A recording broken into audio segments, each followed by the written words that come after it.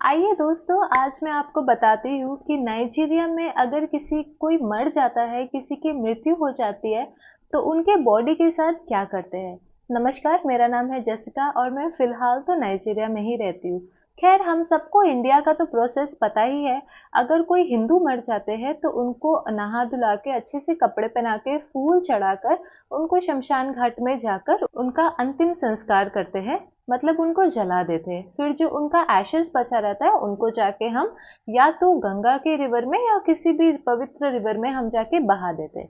मुसलमान में हम बॉडी को वॉश करते हैं 24 घंटे के अंदर।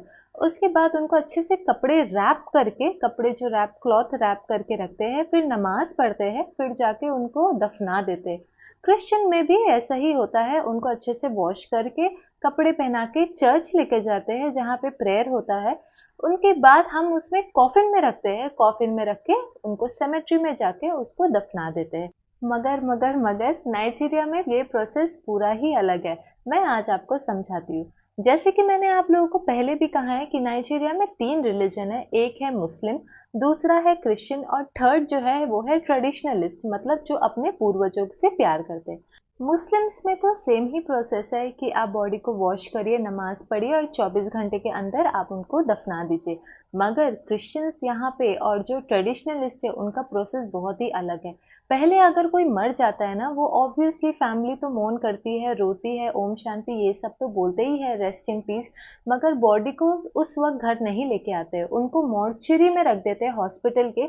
हो सकता है कोई 3 महीना रखे, कोई 6 महीना रखे, कोई तो 1 साल भी रख देता है। इसके पीछे रीजन क्या है? इसके पीछे रीजन है कि यहाँ पे ना अगर कोई मर जाता है, आप उनका बहुत लैविश लास्ट सेरेमनी करते हो।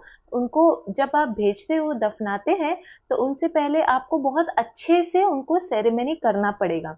तो उसके लिए बहुत रीजंस हो जाते हैं। जैसे कि किसी के फैमिली मेंबर्स अब्रॉड है तो उनको आने में समय लग जाएगा, तो उनके लिए भी बॉडीज रखते हैं कि हाँ भाई, आखिरी बार अपने माता पिता को आप देख लीजिए या घर वाले का डेड बॉडी देखिए।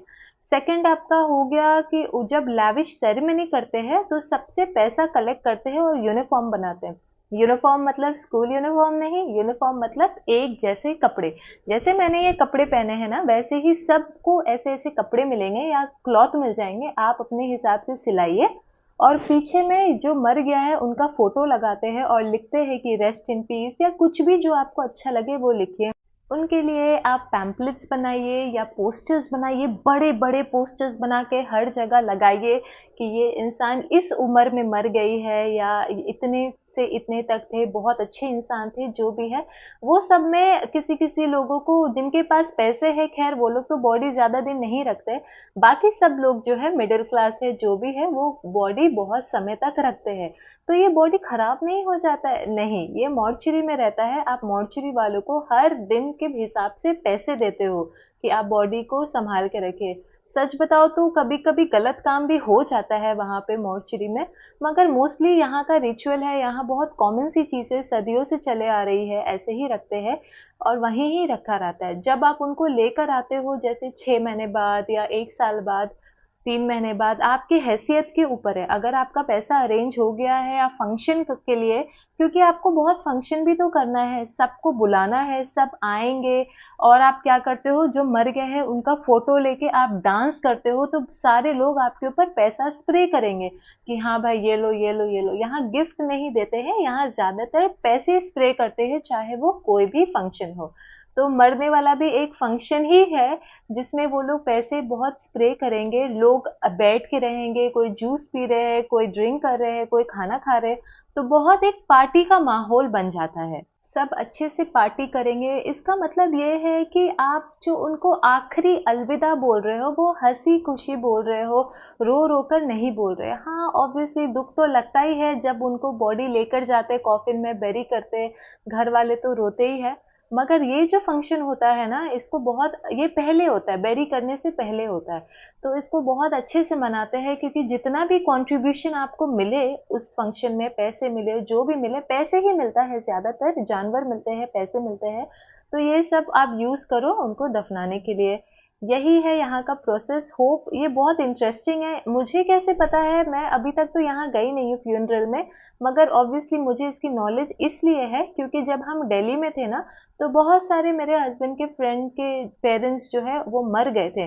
तो उन्होंने वहां पे ये फंक्शन किया, मतलब ये पैसे कलेक्ट किए, ऐसे ही डांस करके, ऐसे ही सबको खाना देकर, कपड़े कपड़े हमें खरीदने पड़ते, जो वो यूनिफॉर्म देते हैं ना कि प्लीज आप ये बनाइए कपड़ा, तो हम वो खरीदते हैं, वो फ्री में नहीं होता है। जब हम उसको खरीदते हैं, हम उनको एक तरीके से डोनेशन देते हैं, अपना कंट्रीब्यूशन देते हैं कि हाँ ये लो, आप अपने पैसे लो और आप जाके अपने पापा को या मदर को, जिनको वो दफनाइए। तो कुछ महीनों बाद अगर उनका पूरा पैसा अरेंज हो जाता है, तब वो नाइजीरिया भेज देते हैं कि हाँ आप लोग दफनाइए। यहाँ जब मैं आई तो मैंने ये पूछा भी और सबने यही बोला है कि हाँ ऐसा ही प्रोसेस है। मुझे खुद सुनकर बहुत आश्चर्य होता है कि ये आप एक डेड बॉडी को इतने महीनों तक कैसे रख सकते हो? आप क्यों नहीं इसको दफना देते या जला देते और मतलब खत्म करिए?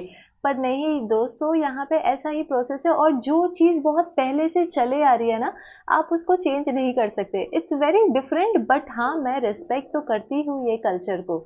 और जो ट्रेडिशनलिस्ट होते हैं ना, मतलब जो अपने पूर्वजों से प्यार करते हैं, अपने पूर्वजों को ही पूछते हैं, वो भी यही प्रोसेस करते हैं। खैर वो चर्च तो नहीं जाते हैं, वो कहीं पे दफना देते हैं। सिर्फ अपना जो उनका प्रेयर होता है, पूर्वजों को याद करना, ये सब करके वो बॉडी को दफना देते हैं। बहुत सारे ऐसे लोग हैं जो गरीब हैं, और बहुत सारे ऐसे अमीर लोग भी हैं जो ये सब चीज़ों में विश्वास नहीं रखते। वो इनका इंडिविजुअलिटी है कि मुझे ऐसा नहीं करना है, अगर मैं मर जाऊं तो मुझे आप मेरे कंपाउंड में ही गड्ढा खोदकर दफना दो। किसी की ऐसी आखिरी इच्छा होती है ना, तो वैसे ही बहुत लोगों की ऐसी ही आखिरी इच्छा है कि अगर मैं मर जाऊं तो प्लीज मुझे मॉर्चरी में मत डालना, क्योंकि कोई मेरा किडनी या लिवर वहां पे ना ले ले। तो इसीलिए आप मुझे संगे संग यहाँ पे दफना दीजिए, मेरा ही कंपाउंड है, कुछ नहीं होगा। मगर बहुत लोग डरते भी तो है ना कि कैसे डेड बॉडी को हम अपने कंपाउंड में दफना दे।